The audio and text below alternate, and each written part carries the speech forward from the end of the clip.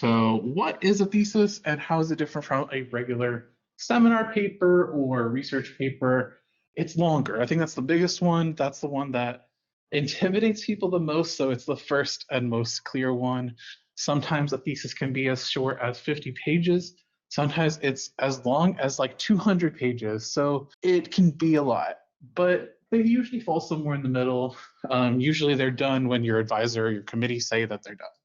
That's usually, I would say, about 60-ish pages, maybe sometimes closer to 100.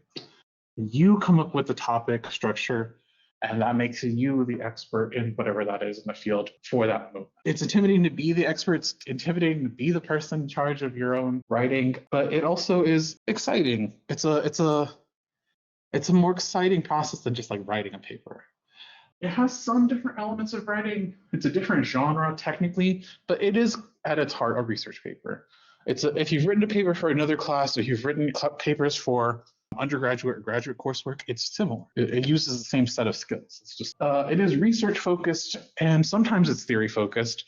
At the heart of it, you're trying to answer questions. You're trying to tell your audience, tell your reader, tell a broad audience of academics that you understand a topic and that you're going to be telling them how to think about it, or how you've come to conclusions with that research. It's a lot of research, a lot of reading. It asks for a literature review, a research study to fully understand problems in the field.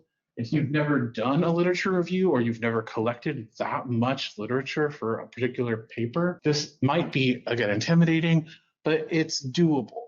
It's just like gathering sources, or it's just like gathering information. It may or may not involve experimental design depending on what your major is.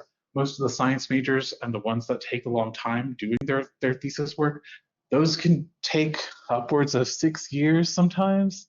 That's unusual, but almost always involves collecting data, getting experiments done. Something that's more theoretical probably won't have that. It'll take a couple of semesters, maybe 3. And it's written for a specific audience of professionals, not just peers, but the broad audience of all the people who care about your niche topic, which again is kind of exciting. You get to experience that joy of sharing knowledge with people who actually care about it, who really care about it.